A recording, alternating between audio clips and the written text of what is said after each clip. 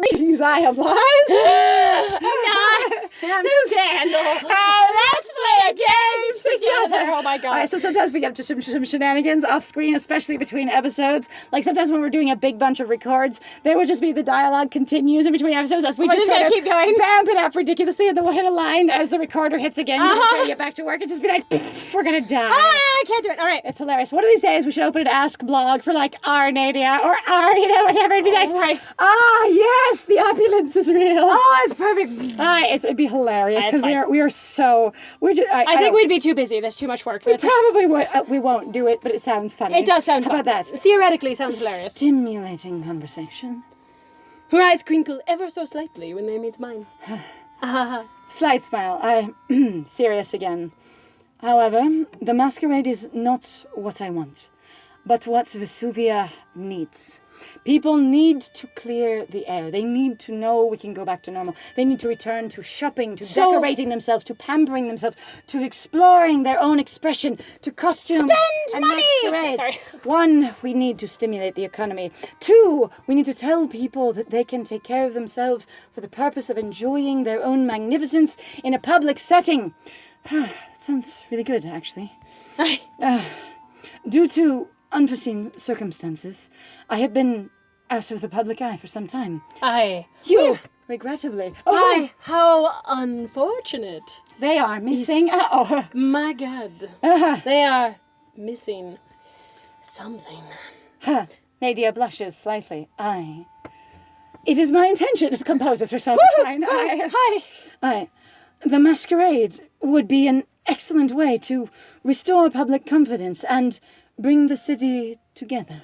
But why call them the masquerade? I guess it would be the easiest thing, and the thing that people are most familiar with. Again, but part of me people is find- also like, that would be so fucking morbid, especially considering the last time you had this, it went really bad, basically, or was really bad. Everybody was sick, people were dying. Let's try Also, to throw a masquerade! If Lucio normally throws the masquerades and they're normally all about him, does the public have a good memory of them? Right. Like, do they remember these as being this fun, great, opulent party that they loved, or do they remember it being a worship Lucio fest? Right. With gifts. Excuse me, zip!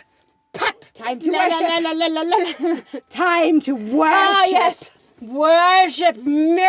And everyone Hey, lines up to do so and also receive all their free goodie bags. Yeah, I get a goodie bag. I went to the Lucio party and all I got was this stupid t-shirt. And all I got was a stupid t-shirt. You got a $50,000 goodie bag. Oh, I know. Yeah, but this t-shirt. But I don't really care about that because it was a lot of work that I don't really enjoy. You stood in line of your own accord. You didn't have to. Well, it's either do that or sort of like have a harder time existing. So that doesn't feel like much of a choice Yeah, to it's me. really, all it is that's basically just, annual survival. Yeah. It kind of- that doesn't feel like a choice. No, it It doesn't. is, That's no. just, my agency was lacking. I felt compelled. Yeah, that's So no. Yeah. Mm-hmm. The masquerade would be an excellent way to restore public confidence and bring the city together. Still, I can hardly ask anybody to attend another masquerade while Lucio's killer walks free, runs free, dances free, cartwheels mockingly at me. Sachets free. They must be caught. Therefore, the murder investigation is of utmost urgency. Unfortunately, I got a little overboard and I've already started ordering things and scheduling caterers. So, I'm hoping with magic this goes really well. I am impressed you think magic works like that, actually. Honestly, I think you work like that. I think you will be fabulous at this. I will be fantastic, but I tell you here, all good things take time. I will give you enough time. I will be sure. I will schedule a window. All right. A window of 2 days. A window of... Corazón, I am magic, but I don't know how magic I I don't know if I'm enough magic for that. All right. She leans... Oh, go ahead. She leans forward in her chair, her hand inches from mine. Hers right there going, I would touch you, but I don't know if it's okay. Corazón, I implore you to be as thorough as possible. Honestly, okay. So part of the thing that I've been having in regards to the series, and I realize actually, and sometimes I think a lot of people don't realize what the level of setup they undergo once they're told whatever they're going to interact with is a certain genre. Mm-hmm. Can you imagine just playing this and somebody goes, "This is a horror game"? Oh, yes. And the thing is, you have tonal setup. Right. Or if somebody goes, actually, this is a romantic comedy. Right? And you go, wait, what? What? And then you read all the text differently. Uh-huh. Can you imagine if this was a horror game? Like, the way it would be when she shows up, you're like, this is a setup for something awful. Then Julian breaks in, and you're like, okay, the deaths are about to start. Then Muriel is there, and you're like, I am literally going to die. Right? And then you get up to the palace, and you're just on edge, shivering the entire way. This is actually kind of where I wonder in regards to the story, and I've asked this question sometimes about other stories, of going like, without basically your weird prelude, or your weird, basically, social context barrier that people give you, that this is a romance, this is a sci-fi adventure, this is whatever, would you actually be able to figure out what it was? So I actually had that problem. So recently I helped a friend edit one of their books. It was non-professional editing, but I mean, he had a writing group and people that all looked at his work, right? And I was one of those people. And he didn't tell me anything about his book, and I just started reading from the beginning.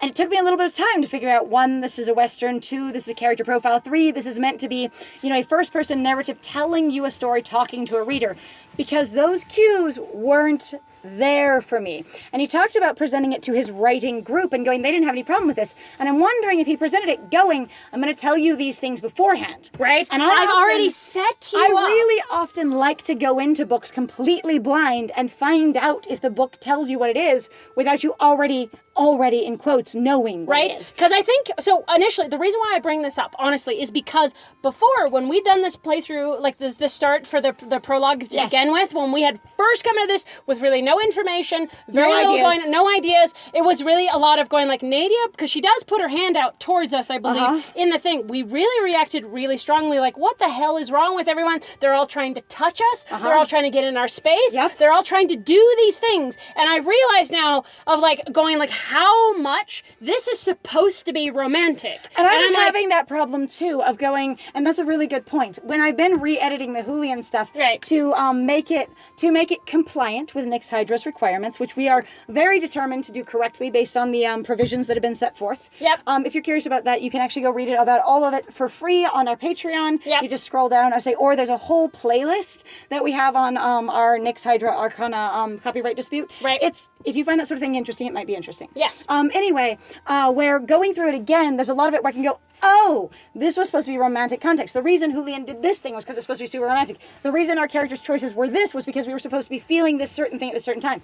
The reason we pause and our heart stops when we see him is because he's supposed to be so fucking hot when he takes off his mask. That kind of thing. And going, I never picked that up initially because I was playing it from a character point of view, and I was using the information that I'd learned about the character, who is Nerd, from the text to develop that character of being naive, of being unskilled, of being generally left in the dark by Asra, and being incredibly sheltered, and then going, I'm not prepared for people to be super affectionate to me, super attentive to me. And also the way they wrote the previous prologue, you're very much more of a doormat seeming. You just sort of get walked over by people a lot. You're less proactive, at least based on the way we understood it. And there's a lot more basically what I would term now mostly like fan service stuff. It's just an opportunity to basically get off on some sort of written experience. Like it's sort of like being in like my role play with my friend. We decided to get a little spicy. You know, like, and it's interesting going, seeing those things and going, if I'm in character, I don't recognize them. But if I'm reading it from outside of the book, I have no suspension of disbelief,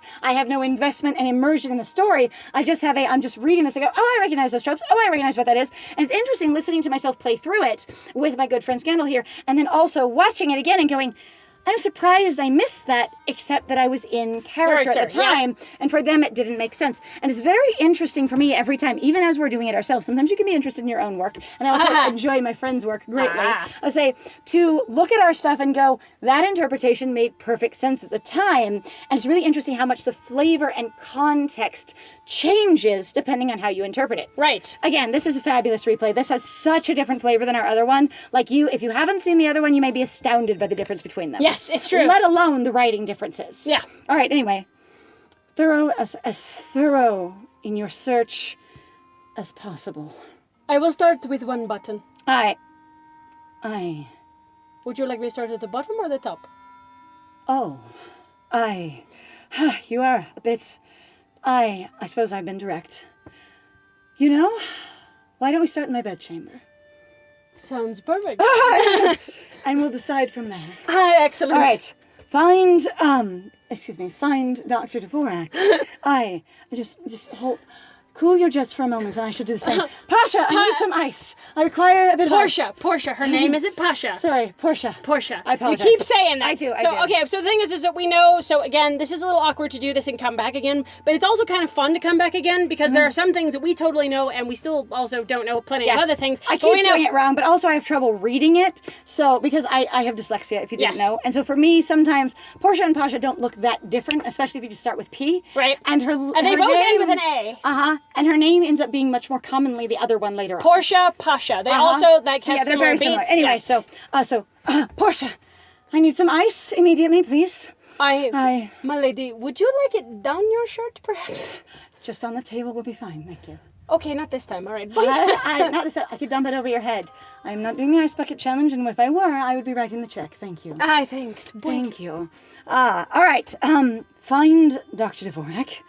Learn all that you can from him. If he is innocent, find the true culprit. I like that. That is way more open-ended. Doesn't it just sound said the same find at all. Dr. Dvorak, but then it doesn't give you anything else. Just like Right, I don't remember it being this open last time at all. And her not going, it's this thing. Her going, it doesn't make sense. I'm going to acknowledge that it doesn't make sense. Thereby, we need to do different things. Let's find out for sure whether he's innocent or not, and then find the real culprit. But because he's our first, our best lead, if not really our only lead, depending on how you use the term, I was just say, we need to either confirm or deny him so we know to look elsewhere. Yes. The kind of thing of I don't want to stop looking for my keys in the bedroom until I'm sure they're not there. Yes. That kind of thing. Anyway. I take a deep breath before addressing the elephant in the room.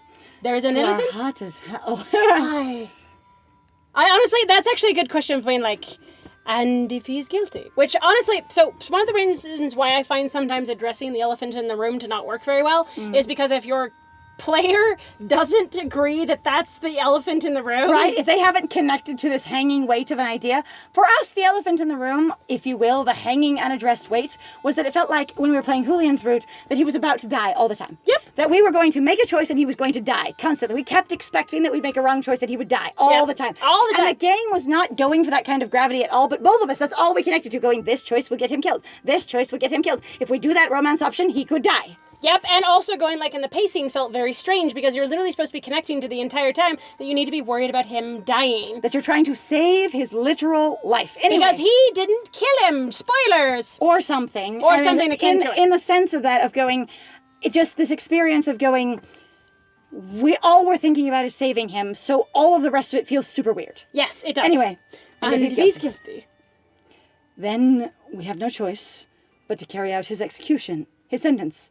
Execution by hanging. Pardon me, I'm a bit overwhelmed. Sentence by hanging. Sentence by hanging. His execution. Would you like to end that in sentence by hanging? Is a bit? We can hang the sentence and try again, right? Pardon me, I'm not accustomed to guests these I'm a little days. bit more comported. Usually this is awkward. I'm usually a bit more together, but I feel a little bit more vulnerable with you. Hi, where's that ice, Pasha? Pasha. Right in front of you. It's right there. Oh, looks down. Oh, puts some gently on her neck. Thank you. Lets it run down her chest a little bit. Much better. You have to observe this. You, the player, have to see this. Us. How would you lick it off? It melts against her skin, runs down her chest, and she's just like, a bit better. And you're like, I'm dying. It's a thing. Lick it off. I will get it. By tying. Oh, no, she does drop it. Now she does. Now she drops it. So she is going to drop it. Okay. Portia's face is stricken with terror because there was a terrible crash. With horror. Horror crash. At her feet, the broken remnants of the golden goose are seeping into the floor. The floor. I will absorb you. The carpet. No! Someone, somewhere, who does the carpet cleaning freezes. There's a disturbance in the force. No! All right. Seeping into the floor. Portia? Aye. Sorry, my lady, I got a little bit distracted with you and the ice cubes. Oh. All right, has several at the back of her neck right now. What? Oh. Is there not enough ice? Doesn't connect to it at all. I know I'm beautiful, but I just assume everyone knows that. It's fine. It's the descriptor of me. Yep. Beauty. Forgive me, my lady. Slippery hands. It's probably the condensation on the ice bucket. Honestly, you should dry them after you carry such things. You know that, but this is a heavy gravity situation. Try to comport yourself. Try to be more aware. Try to be more portioned out. double check things for me, darling. It is no matter. As long as you are not harmed. Because And I'm honestly, a magnanimous figure of glory and sex and... This carpet was one of Lucio's favorite. It can go too. I love that excuse. We're going to put that painting in storage, perhaps up in his old room, and we're going to remove this carpet immediately. You know what? I love that. Corazón very gently reading, like picking up a piece of food and going, oh no. And drops it on the It's carpet. in the carpet. Oops. Oh. Oh dear, that's terrible. Nadia, oh no, knocks over a cup of wine as well. We just can't help it. It's terrible. I also love this idea of her going, you know what, actually, we should just put it all down in that dungeon I always forget I have. You know, we could just shove everything in there. I don't think it's in use. That'd be excellent. I've never been down there, but I know there's that door in the library, and Lucio and his people were all sneaking off that direction all the time. All right. No matter, as long as you are not harmed. Borgia grabs a broom and mop, sweeping away the shattered mess with wind sprint speed. Whoosh! Whoop. She has And the she push trips cat. and falls. Whoosh! And then she just... Pep. I remove your exasperation. Oops. Oops. I made it worse. Yes. Corazón, I know I ask much of you, and we have only just met, she says, puts an ice cube in her mouth. Pop. But you have quite the reputation. Crunch. I hear that your skill with the Arcana surpasses even your master, Ezra. And for my part, I am quite curious to see your talents at work. Does she ask for a reading? I would love it if they moved her reading to here instead of there, because she was just trying to get in and out of your shop. She carefully finishes her final sip of wine. Tomorrow afternoon, I will introduce you to some... No, they get rid of it. I guess it's just gone. That's fascinating. To some permanent members of the court. Prominent, thank you. Permanent. They're just Permanent. Prominent members of the court. Until they take off their heads. And prominent members of the court. They're very prominent members. There's court and there's the members. And there's the members, aren't they prominent? Yes. What jolly Roger Bay stickouts. What a way to present yourself. Prominent members of the court. In my court. Of the court. Of the courtiers. That I am not interested in either. They are a trifle eccentric. I did not assemble the court myself. They predated my presence here. Interesting. But I hope you might learn something useful from them. She seems less, I don't remember exactly what the lines were, but she seems less interested or enthused about you meeting them or like approving of them. Because remember how we talked about that before, where she was like, wow, and then we met them and we were like, what the absolute They all look suspicious as hell. Right? Why are you comfortable with these Based people? off of obviously the stereotypes of the romance or the Disney the visual movies. coding. Oh yeah, and God, yeah. Character design for visual information and coding. Yes. Blah, blah, blah. I also like, she's like, you can potentially investigate them in a way I've been unable to because they're too close to home. Yes. Maybe you'll notice something I didn't because I'm so inundated in all of this, I can't ask the obvious questions anymore. I can't even tell that there are any. I'm lost. It's okay.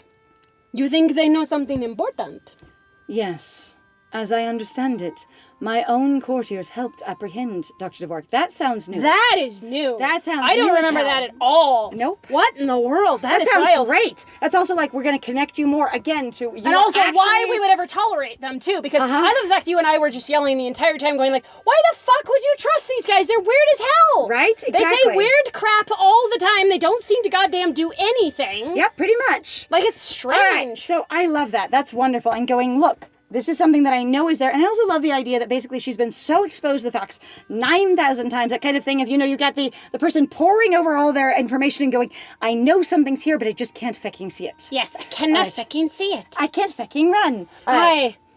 I've called upon them to assist your investigation to the extent that they are able.